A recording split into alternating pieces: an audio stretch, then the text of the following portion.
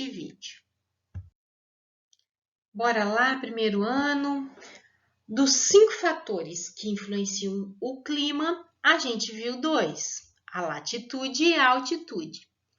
A gente continua agora analisando como é que as massas de ar vão influenciar os climas da Terra, tá?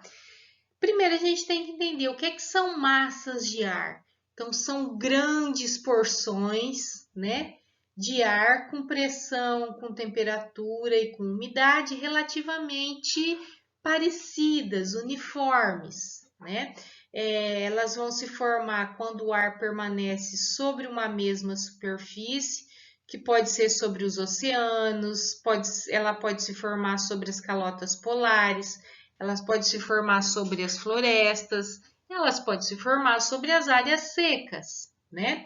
E vão se deslocarem por diferença de pressão e vão para onde elas forem, até onde elas chegarem, elas vão sempre carregar com elas ou carregar consigo, né? As condições de temperatura e de umidade da região de origem, até que ao longo do tempo elas vão se adaptando às condições de temperatura e de umidade das regiões onde elas chegaram, e ela vai se desfazendo, né? Então, à medida que essas massas de ar elas vão se deslocando, elas vão perdendo força e vão se misturando com as outras massas de ar ou com as massas de ar até da região para onde elas foram ou até onde conseguiram chegar, né? Mas ao se deslocar, as massas de ar se encontram, tá? Imediatamente elas não se misturam. Então, o que vai acontecer sempre que haverá o encontro de uma massa de ar, por exemplo, uma quente e uma fria, né? Se encontraram. Então, a massa de ar, a partir do encontro, a massa de ar quente vai se elevar, porque o ar quente é mais leve, o ar frio é mais pesado, e ela se eleva na atmosfera e vai se condensar, provocando chuva. Provocou a chuva, a massa de ar quente que estava na região, né? Quando há chegada de uma massa de ar fria, então ela se desfaz. Aí é o ar frio que vai chegar. Então, quando uma massa de ar frio encontra uma massa de ar quente, né? Ela faz com que a mais leve suba, se condense e provoque chuva. Nesse caso, e aí qual que vai se manter na região, né? O ar frio. Este encontro, então, com a massa de ar quente, da massa de ar quente e a massa de ar frio, é o que a gente chama de frente fria. Olha, está para chegar uma frente fria na região, né? É assim, por exemplo, que acontecem os chamados fenômenos friagens que acontecem aqui no sul da Amazônia, que a gente vai falar mais no finalzinho dessa nossa análise, tá? Então, sempre que provocam essas massas de ar, o encontro delas se provoca uma frente fria, tá? Por exemplo, vamos analisar o que nós temos aqui, tá? A influência de uma massa de ar quente e seca no Brasil. Essa aqui é de agosto de 2020. Mas, como o clima, a gente acabou de ver que ele não muda, que é a sucessão habitual do tempo, então é comum que todos os meses de agosto, de julho, de agosto, comecinho de setembro, né? Que é o período que o Brasil está no inverno, tá? Mas o nosso inverno, por ser um período tropical, nós não temos tanto frio aqui, o frio vai ficar mais concentrado na região sul, né? Então, a massa de ar que vai predominar será sempre uma massa de ar quente e seca, fazendo com que não chova, com que diminuam as chuvas. Observe aqui, quanto mais para o marrom, mais seco, tá? Aí conforme vai, mas veja que essa situação é um dia de um mês do Brasil sem chuva praticamente no país inteiro, em que vai ser muito ensolarado, né? E aí a gente vai ter uma umidade do ar muito baixa, principalmente no interior do país ou na região centro-oeste, que vai abranger uma boa parte aqui de Rondônia, tá? Então, é o período em que o país fica sob influência de uma massa quente e seca.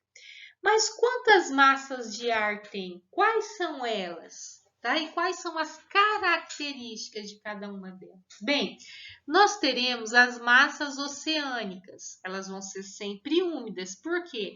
As massas que têm origem de sua formação no oceano, elas vão carregar consigo a umidade do oceano. Então, serão tradicionalmente úmidas.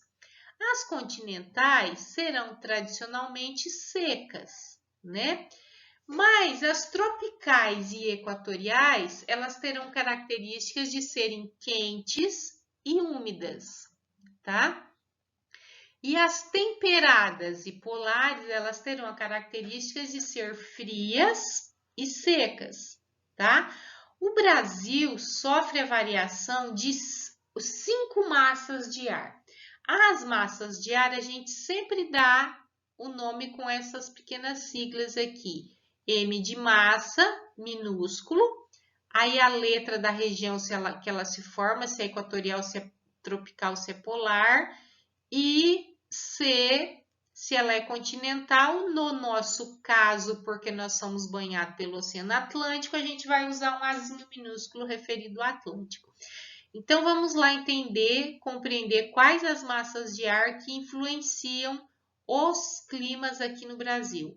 Uma massa equatorial continental. Olha, se ela é equatorial, ela é quente. Deveria ser úmida, mas ela ela é quente. Se ela é continental, deveria ser úmida, deveria ser seca, desculpe. Mas a massa de ar equatorial continental é uma massa de ar bastante úmida. Por quê? Porque ela se forma sobre as regiões da Amazônia, né?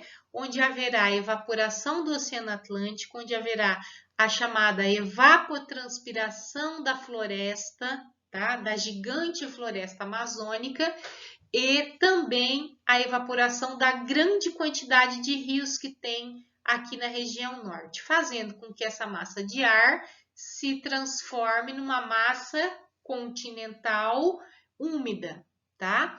Que ela vai provocar as chuvas de quase todo o Brasil, inclusive contribuindo para a formação dos rios voadores, que nós veremos num próximo assunto. Uma massa equatorial atlântica, tá? Ela é uma massa quente e úmida. Uma massa tropical continental é uma massa quente e seca, tá? Uma massa tropical úmida, então ela vai ser uma massa quente e úmida, e uma massa polar atlântica é uma massa fria e seca.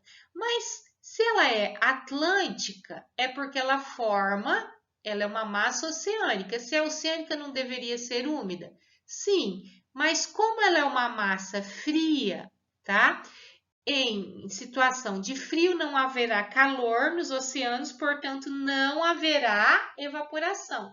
Não havendo evaporação, não haverá chuva. Logo, ela não será uma massa úmida, certo? Bem, aqui neste mapa, a gente vê as massas que influenciam novamente o Brasil, tanto no verão quanto no inverno. Olha, então, primeiro aqui, no verão, a maior parte do país, tá? Está sob a influência dessa massa equatorial continental, essa que se forma na Amazônia. Ela vai fazer com que chova a maior parte do Brasil. Por isso que nós temos aqui os chamados verões chuvosos, né? Aí a gente tem um pouquinho de influência da equatorial continental aqui no Mato Grosso do Sul, Paraná, Santa Catarina e Rio Grande do Sul, mas a gente também terá a tropical atlântica que vai fazer chover, e a equatorial atlântica que também promove chuva. Então, o Brasil inteiro vai ter um verão chuvoso por conta dessas massas de ar.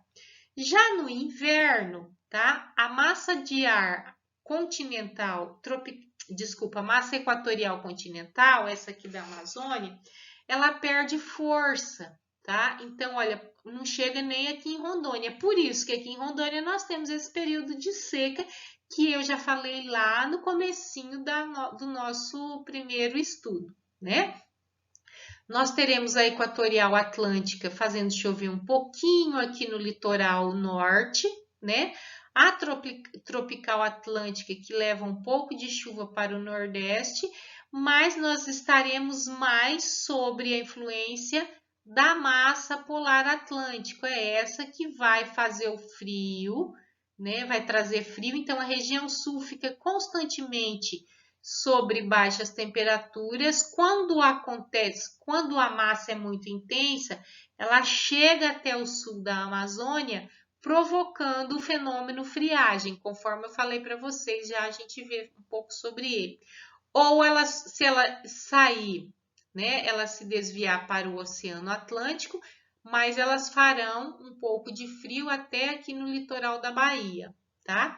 E aí é o tempo que também estará em ação a massa tropical continental, aquela que eu já mostrei inicialmente, que vai provocar bastante período de seca. Então, enquanto o Brasil nós temos um verão chuvoso e vamos ter um inverno sempre seco, certo? Bem, e aí a gente vai analisar agora um outro fator do clima que é continentalidade e maritimidade. Vejam bem, não são dois fatores, são um só, porque um é o oposto do outro, tá? E tanto a continentalidade e maritimidade implica na maior ou menor proximidade das grandes massas de água, né, que elas vão exercer uma influência muito grande tanto na umidade relativa do ar quanto nas temperaturas de uma região, tá?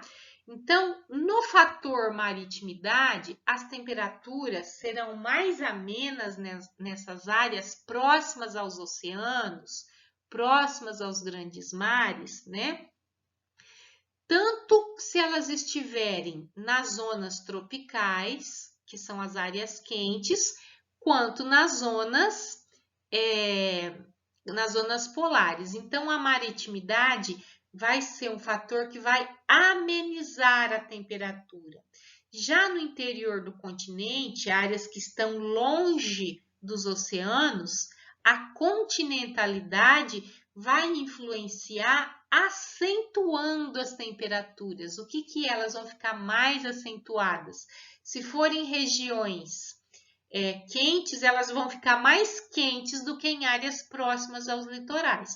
Se forem regiões frias, elas vão ficar mais frias do que em áreas próximas aos litorais. Ou seja, vamos entender qual é a influência da maritimidade e da continentalidade nas temperaturas, analisando esta tabela aqui. Olha, nós temos algumas localidades que estão em latitudes muito próximas, ou seja, elas estão localizadas aproximadamente com as mesmas distâncias da linha do Equador.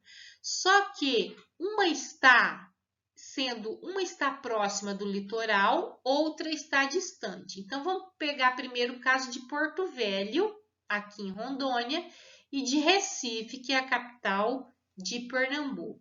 Olha, as latitudes estão muito próximas. A média de temperatura anual de Porto Velho é 26 graus, enquanto que de Recife são 2 graus a menos. Isso para uma temperatura média é bastante, tá? Então, em Recife são 24 graus. Por que isso? Porque pelo fato de Recife estar próximo, tá? Está próximo ao Oceano Atlântico, ele vai ter uma temperatura mais amena. Então, aqui a maritimidade amenizou a temperatura. Pelo fato de Porto Velho estar localizada bem no interior do Brasil e bem no interior do continente sul-americano, tá? A continentalidade vai influenciar a temperatura, tornando, no caso, a temperatura mais quente. Eu acabo de mostrar para vocês a influência da continentalidade e da maritimidade em latitudes baixas ou latitudes próximas à linha do Equador, tá? Mas essa mesma situação vai acontecer também em latitudes altas, tá? Então, nós temos aqui dois exemplos. Calais, o porto de Calais, na França, tá? E a cidade de Kiev, na Ucrânia, tá? As duas têm latitudes mais ou menos próximas, ó, cerca de 50 graus cada uma, as duas estão no norte, por acaso aqui, né? Cerca de 50 graus de latitude norte em relação à linha do Equador. Veja, Calais, na França, que está próxima ao mar Mediterrâneo, né? Ela tem uma temperatura média de 10,5 graus anual, tá? Então, enquanto que Kiev, na Ucrânia, no interior, tem uma temperatura média de 7 graus. Olha também a diferença aqui. Então, o porto de Calais, por estar próximo ao litoral, teve a sua temperatura amenizada, enquanto Kiev, por estar bem no interior do continente europeu, teve a sua temperatura acentuada, tá? Então, seja em áreas quentes, como Porto Velho e Recife, ou seja em áreas mais frias, como Calais e França, a continentalidade e a maritimidade vão sempre influenciar dessa forma, tá? Áreas próximas a grandes massas de grandes massas de água, tá? A água vai fazer com que a temperatura fique mais amena. Áreas muito distantes da água vai fazer com que fique ou mais calor ou mais frio, a depender de onde essas áreas estão localizadas em relação à sua linha do Equador, tá? Bem, e para o final, nós analisamos, então, como é que as correntes marinhas influenciam os climas. Bem, o que são correntes marinhas? A gente pode entender que são grandes porções de água que se deslocam pelo oceano. De imediato, a gente pensa que o oceano, por exemplo, o Oceano Atlântico, a onda vai tudo para um lado, depois volta tudo para o outro. Não, não é assim, né? Por conta da formação dos ventos, da pressão atmosférica, da localização dos oceanos, da própria quantidade de calor, né? Os oceanos funcionam como grandes rios, então a parte como se fosse um rio que corre para um lado, o outro que corre para o outro, né? Como se fossem grandes rios dentro do mar que se movimentam pela ação dos ventos e também pela rotação da Terra. Lembra a rotação da Terra, o movimento que a Terra faz ao redor dela mesma, né? E aí esses movimentos, então essas correntes marinhas vão causar grande influência nos climas porque elas vão alterar as temperaturas atmosféricas e que, aliás, são muito importantes para as atividades pesqueiras. Já a gente fala sobre isso.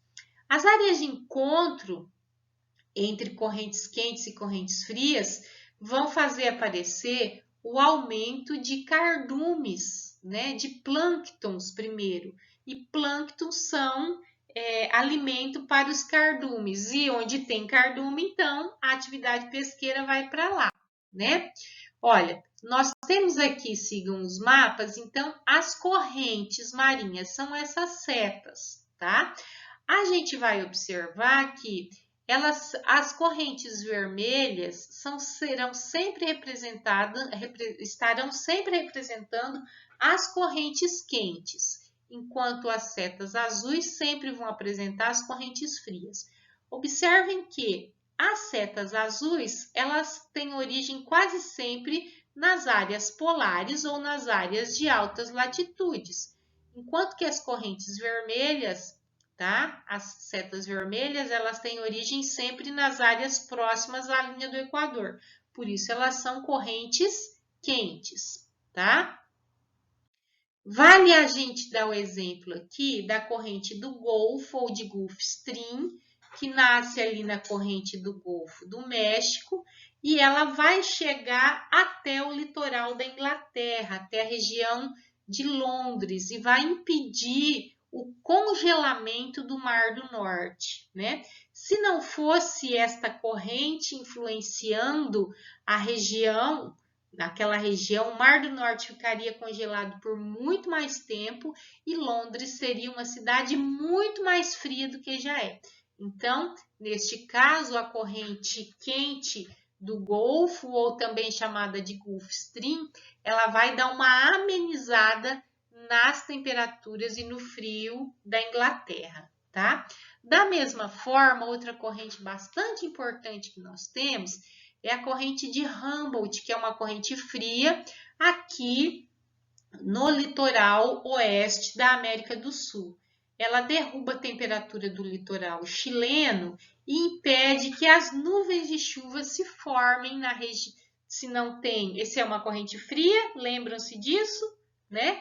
Ela vai ser uma corrente seca, tá? Porque ela está levando as temperaturas mais frias, não vai haver evaporação, não vai chover. Não chovendo em uma parte do Chile, fez aparecer o deserto do Atacama, tá? Então, o deserto do Atacama, ele é um deserto originado, tá? A partir dessa influência da corrente de Humboldt, que vai fazer com que não chova na região. É bastante raro alguma massa de ar úmida conseguir passar por essa corrente e fazer com que chova no deserto do Atacama, tá? Costumeiramente, o deserto do Atacama é assim. Porém, quando chove, às vezes passam períodos longos sem chuva. Quando chove, olha só que coisa linda, tá? O deserto vai, em pouco tempo, vai ficar todo florido, tá? Mas isso é só quando acontece. Então, como é que essa corrente influencia para a formação deste deserto? Olha, nós temos aqui uma massa de ar úmido, né? Mas aí a corrente fria, geralmente as correntes frias, elas nascem do fundo das regiões próximas às áreas, às zonas polares, mas também ela sai do fundo dos oceanos. Então, ela vem daqui, né? E aí, quando se encontra, ela provoca, quando a corrente chega aqui, que está frio junto com essa massa, ela vai fazer, lembram quando uma massa de ar quente e uma massa de ar fria, o que acontece? A massa de ar quente chove e ela faz subir e chove. Então, ela provoca precipitação aqui dentro do oceano ainda, tá? A chuva, ela consegue chegar no máximo até aqui no oceano, tá? O que sobrou depois é vento seco. Então, é somente o vento seco ou somente a massa de ar seca que vai conseguir atingir esta parte do continente aqui, que é o Chile, tá? Fazendo a formação do deserto. Pelo outro lado, pelo leste, tá? Nós teríamos aqui já a Amazônia, mas as correntes úmidas da Amazônia não conseguem chegar aqui por causa da parede da Cordilheira dos Andes, então também não chega aqui. Por isso, por conta dessa situação, é que nós temos a formação de um deserto, que é o deserto do Atacama. Certo, pessoal? A gente termina aqui esta parte do vídeo e já voltamos para a terceira parte dos climas no planeta Terra.